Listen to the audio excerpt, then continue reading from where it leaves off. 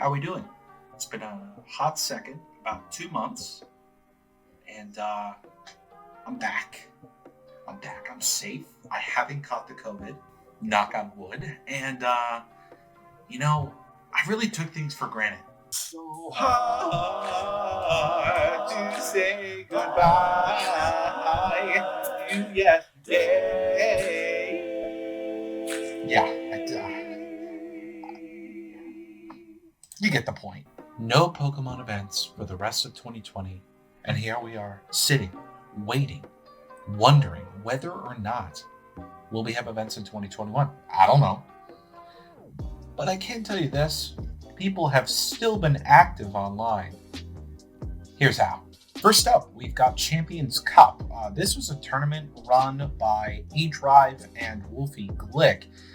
Had over 1,400 participants, breaking the record for an online tournament. Players had a buy-in fee of $12, and when they started out, they assumed that they would maybe get to 300 players in this tournament. But instead, it was this whole big thing where players were having to deal with the fact that Battlefy system couldn't deal with the overwhelming success of this tournament itself.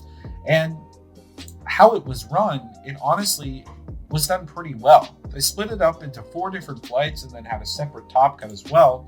Next up, we've got Rose Tower VGC. They're an online VGC circuit hosting various events for players all across the world, as it says here in its Twitter.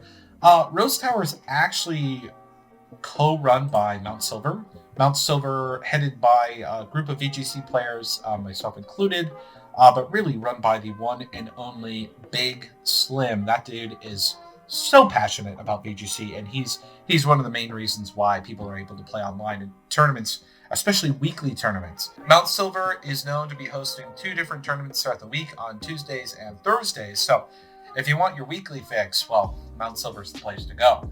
As for myself, where have I been? What have you been doing? Well, let me tell you. I actually took a 2-month break from Pokemon VGC after Collinsville Regionals. And for that reason, I was just a little bit burnt out. I play and play and play, spend all my time, as much time as possible, getting into some form of, readiness for a regional, and then the regional happens, it comes and goes, and then afterwards, I just want to take a break. And it allowed me to dive into other games that I love, such as Fortnite, League of Legends, Valorant, and then Battlefront 2, Spore. Don't sleep on Spore, okay? Spore. My God. What more could I say? A masterpiece by EA themselves, released in 2008 by Maxis alongside EA. This game is honestly one of the best type of games you could possibly buy. It is many games built into one. You start off in a Slither.io type of adventure as a small cell, carnivore, omnivore, or even a herbivore. Going through time, you level up, you turn into a marvelous, weird creature. Like this guy right here. Look at the background, so beautiful. The purple, the beak, look at those big, giant, cute eyes. I love it. Not to mention that as time goes on, you form civilizations, dance around with other tribes if you don't kill them first. This game is a masterpiece. Pelican!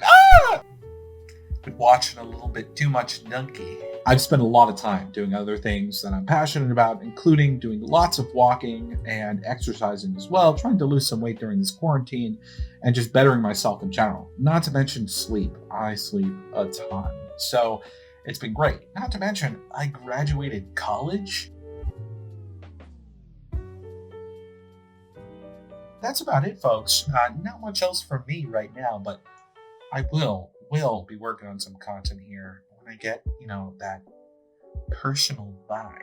Okay? You know what I'm saying? Yeah, it's also going to be easier for me to make more videos as I move into a new apartment in Chicago in a couple months once COVID cases decide to come on down. Because as I'm recording this, Chicago had its highest death rate in COVID cases today, so that's no laughing matter.